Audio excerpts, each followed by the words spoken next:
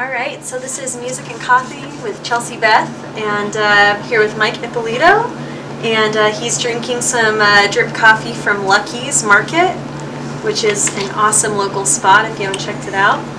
So, and we are here at the brand spanking used thrift store in Old Town, and modeling some of their awesome merchandise. Yeah. So, It's wild. I don't know about the leopard print, but $8 is a steal for this gym. Yeah, totally. That's Mike's modeling this lovely hat here.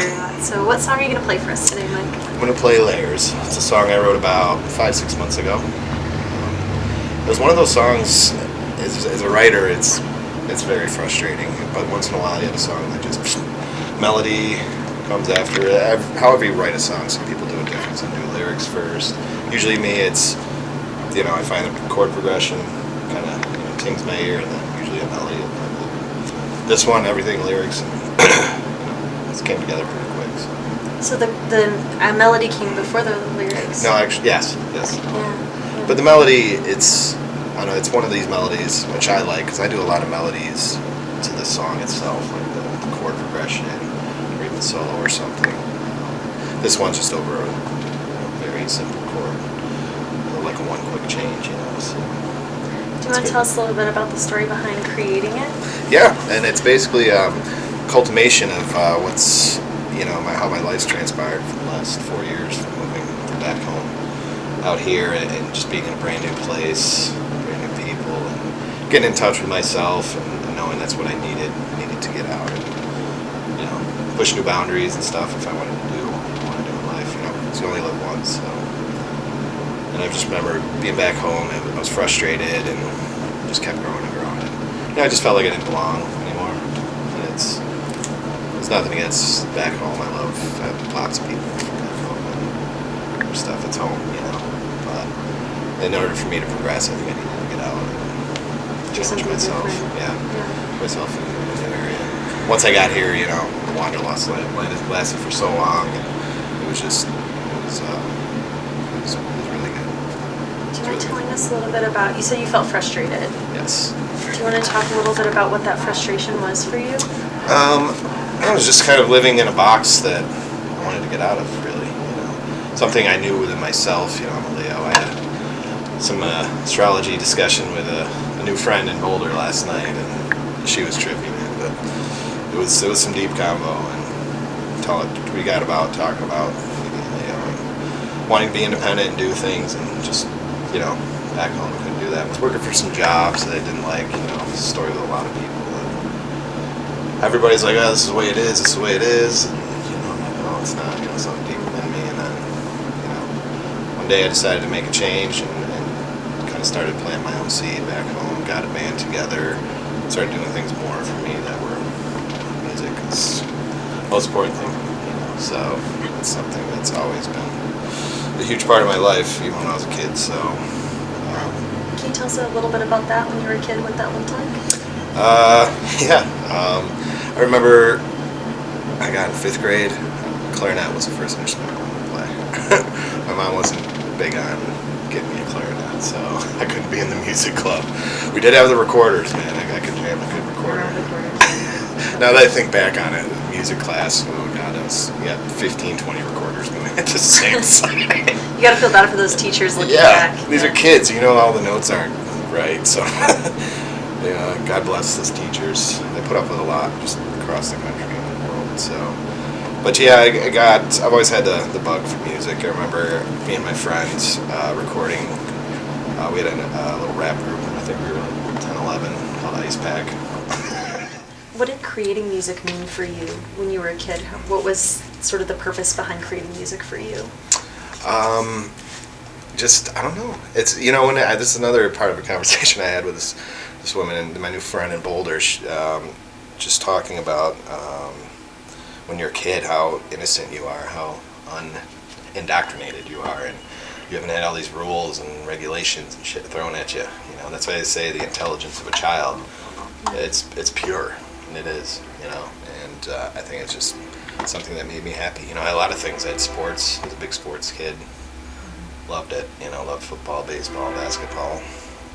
That's what we did. We just played with friends and shot BB guns, and I'm pretty grateful of the generation I grew up in, and what we had, and we weren't totally attached to our phones. We weren't 10-year-olds who have smartphones and iPads and stuff, so it's a much different thing. And music was just a big part of my life. Just going up, all our neighbors, we'd call the radio stations and request songs, and then we'd listen by the radio. So sometimes they did it maybe half the time, but oh god, we'd go nuts when they played our song. So there's like a lot of nostalgia tied. Oh yeah, big time. To music for you. Do you feel like you still channel that and express that in the music you write? Yeah. And it's, all of our music comes from somewhere. We're around an influence somehow, even if it's something in our subconscious, something we don't remember consciously, or, so that happens in the writing process too. I'll be writing something and put a couple of progressions together. I'm like, that is very familiar, or that's something, and once in a while a piece of it will come out. Now, obviously you don't want to write something very much like it, but sometimes that does happen sometimes, but yeah, like the overlap of inspiration and what ends up coming out of that. And totally. It's amazing, and I've been introduced to so much music too over the last few years too. When I came out here, I got Spotify and Discovery playlist. They send you all new music every week. It was huge, And I found myself getting into a lot of just vintage stuff. There's a lot of bands now that maybe a lot of people haven't heard of that are they have this old school sound to them. It's a soul, some gospel, blues, funk, just mixed in, Like the Greyhounds, for instance, just great songs. If you have never heard of them, check them out, It's a group? Yeah, the Greyhounds, they're fantastic. Very bluesy, old soul-y. Yeah. Then that's just, one example. Fat Nights, the New Master sounds, they're more funky, and they're funk band out of Britain, but, I think all of that cultivated over the last, here and then back home, I was getting into there, and for the last 5-6 years, I think it's been a huge, influence on my writing process. Yeah, do you feel like that process has changed now? So you mentioned that you were, when you first wrote this song, you were in a point of transition, or... Yeah. And this was after it, and that's when, you start getting new... make a change in your life. At least for me, it was sudden, kind of. I knew I was going to move and stuff, but then when it happens, and the days here, from back home to here. Yeah, and it was emotional. But God, when I was coming into Colorado, you drive for a couple hours before you can see the mountains.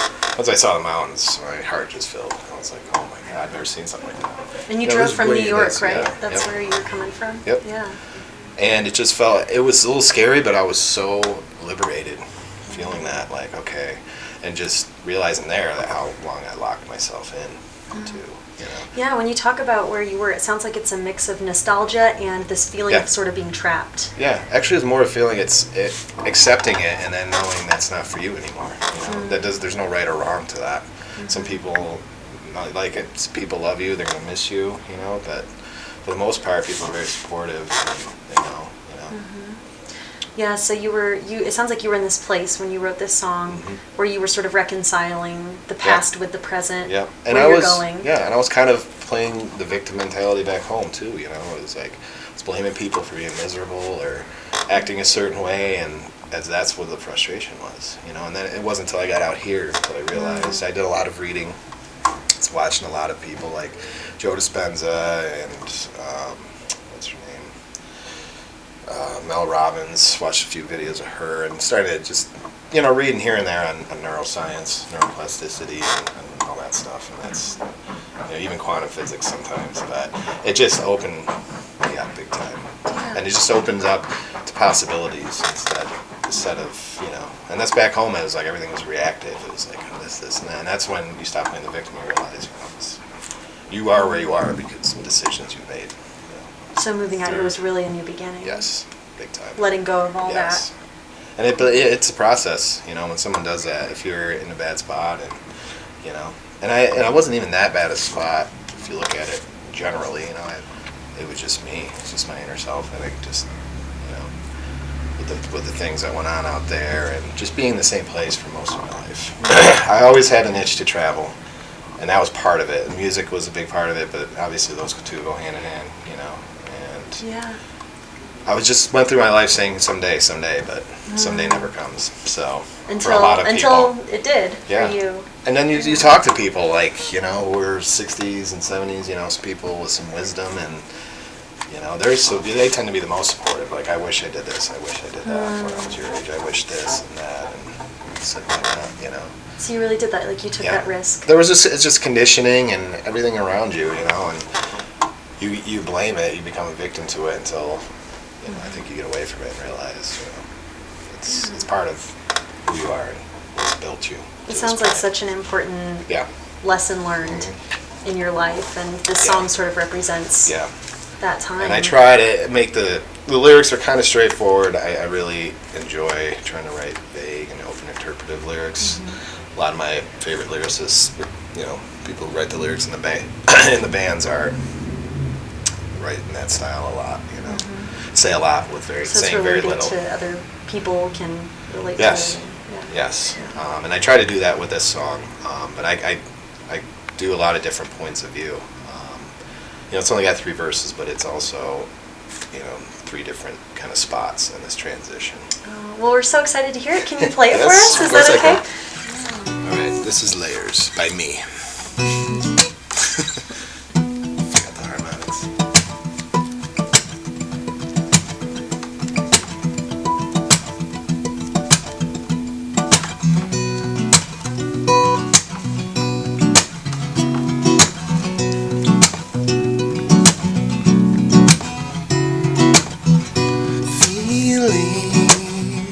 Like I don't belong.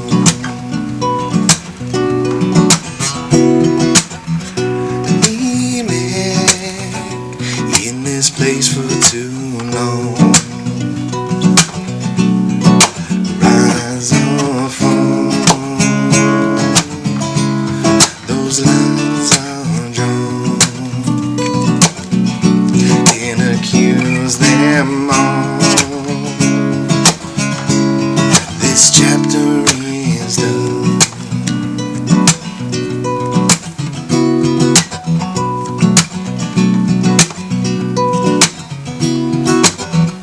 Chasing this rabbit down the hole.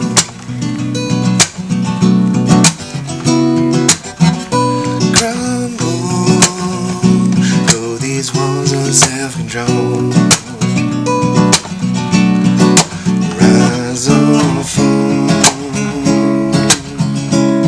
Those lines are drawn. Can't accuse them all. This battle moves on.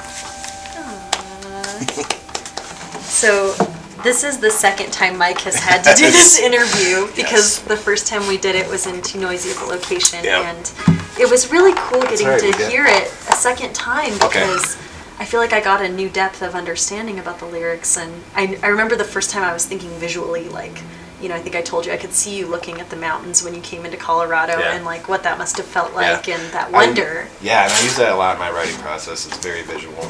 I'm always a guy with his face in the sky, looking at clouds, stars, and I'm always head in the clouds. I'm always looking out windows when I'm inside, you know. It's just a very, very surreal kind of an important connection, you know. And I obviously got that coming out here. Well, and this time when I heard it too, when I heard in your lyrics, I actually heard the frustration piece. Yeah. Does that sound accurate for you in your process, or like kind of what you were thinking when you wrote the lyrics here? Yeah. And it's, you know, it's sometimes you have some angst in you and you want to, you know, even if it's at yourself, you know, and sometimes I think I try to be careful of that and try to offer a perspective instead, or the lesson learned, you know, like in the chorus where I say you can't accuse them all, you can't amuse them all in a different chorus. That's just saying you can't please everybody, you know. And There's I think that's where I became the acceptance, and where I became aware of the guilt I felt and wanting to please everybody, or, you know, not disappointing everybody. And that's a strong thing to accept in life. Not everybody's going to like you in their way, or, you know, but I think you would just be open and accepting to possibilities instead of look for the bad in the world, you know. You've tended to find yourself getting along with way more people. You know, it's definitely been a big thing out here for me too. I've met so many beautiful people, so many nice souls, and that's a part of it too. Everything in our life cultivates, you know, at least for me as a musician, it cultivates to writing. And it's frustrating, I want to do more. After I go take my trip back home for a week and see some old friends, I don't have really many gigs lined up just yet, so. Well, you said you've been super busy lately traveling and gigging, so maybe that'll be a nice change of pace. No, I need it. Because, you know, I have a good amount of songs, but they're, you know, not enough. And I have all these grooves recorded all over the place, and it's easy to feel that way. Yeah, I tend to be an overthinker and perfectionist, so I try, you know. But that's a bad thing, because if you do it too much and you just throw away something that could be very good, you know, if you just give it time and patience. But I'm finding that too. A lot of old grooves I've wrote and kind of revisit. I'm like, oh, wait, that was good. You know, kind of add on it. So. Yeah. Important to like approach that with compassion and openness instead of judgment. You know, that's always the thing, and that realizing that the judgment you put on stuff that you do. It's so easy. We're always our own worst enemy. Totally. All of us, you know, so. But you did it anyway, and you put it out there anyway, and you put yourself, I think I told you the first time too, just warmth out there. Yeah. And I think you put a lot of love out there, and so I really appreciate you sharing that with us today. I love doing it. Giving this a second shot.